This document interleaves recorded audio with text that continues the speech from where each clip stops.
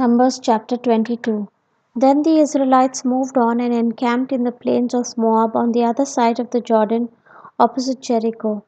Balaam summoned. Now Balak son of Ziphor saw all that Israel did to the Amorites. And Moab feared the Israelites greatly because they were numerous. Moab was in dread of the Israelites. So Moab said to the elders of Midian, Now this horde will devour everything around us as an ox devours the grass of the field. At that time Balak son of Ziphor was king of Moab, and he sent messengers to Balaam son of Beor at Pithior on the river, in the land of the Ammonites, to summon him with these words: A people has come out of Egypt, they have covered up the earth and are settling down opposite me. Now come, curse this people for me, since they are stronger than I am. Perhaps I may be able to defeat them and drive them out of the land. For I know that whoever you bless is blessed, and whoever you curse is cursed. So the elders of Moab and the elders of Midian, themselves experts in divination, left and went to Balaam, to whom they gave Balak's message. He said to them, Stay here overnight, and I will give you whatever answer the Lord gives me. So the princes of Moab lodged with Balaam.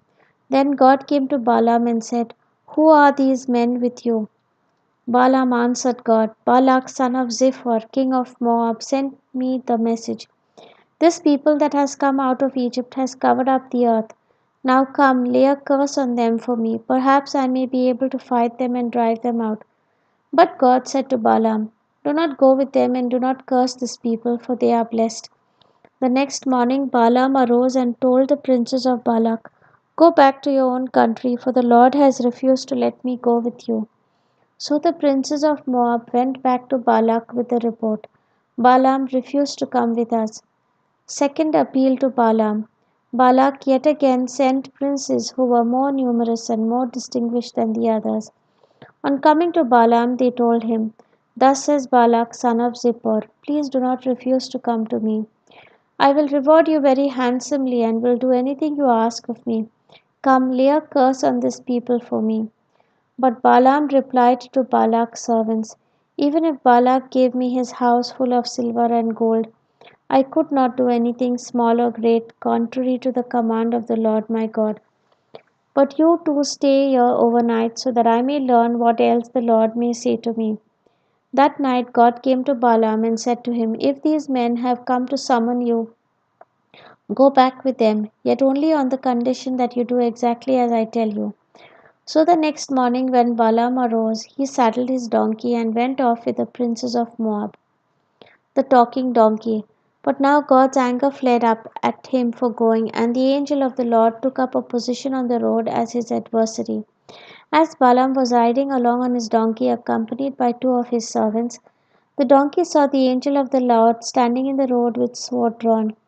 The donkey turned off the road and went into the field, and Balaam beat the donkey to bring her back on the road. Then the angel of the Lord stood in a narrow lane between vineyards with a stone wall on each side. When the donkey saw the angel of the Lord there, she pressed against the wall, and since she squeezed Balaam's leg against the wall, he beat her again. Then the angel of the Lord again went ahead and stood next in a passage so narrow that there was no room to move either to the right or to the left. When the donkey saw the angel of the Lord there, she lay down under Balaam. Balaam's anger flared up, and he beat the donkey with his stick. Then the Lord opened the mouth of the donkey, and she asked Balaam, What have I done to you that you beat me these 3 times?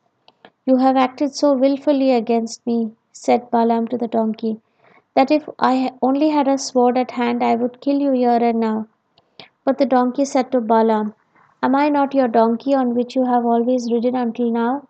Have I been in the habit of treating you this way before? No, he replied. Then the Lord opened Balaam's eyes so that he saw the angel of the Lord standing on the road with sword drawn, and he knelt and bowed down to the ground. But the angel of the Lord said to him, Why have you beaten your donkey these 3 times? I have come as an adversary because this rash journey of yours is against my will. When the donkey saw me, she turned away from me these 3 times. If she had not turned away from me, you are the one I would have killed, though I would have spared her. Then Balaam said to the angel of the Lord, I have sinned, yet I did not know that you took up position to oppose my journey. Since it has displeased you, I will go back home. But the angel of the Lord said to Balaam, Go with the men, but you may say only what I tell you. So Balaam went on with the princes of Balak. When Balak heard that Balaam was coming, he went out to meet him at Ar Moab on the border formed by the Arnon at its most distant point. And Balak said to Balaam, Did I not send an urgent summons to you? Why did you not come to me? Did you think I could not reward you? Balaam answered Balak, Well, I have come to you after all. But what power have I to say anything? I can only speak what God puts in my mouth. Then Balaam went with Balak, and they came to Kiriath Huzoth. Here Balak sacrificed oxen and sheep, and sent portions to Balaam and to the princes who were with him.